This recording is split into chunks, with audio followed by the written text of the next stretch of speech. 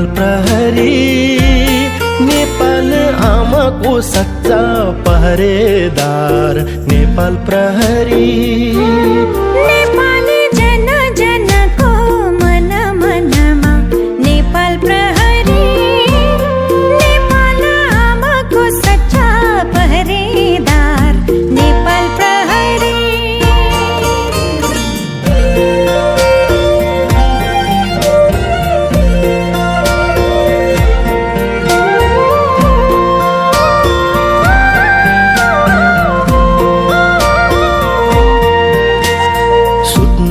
दिँदै सबैलाई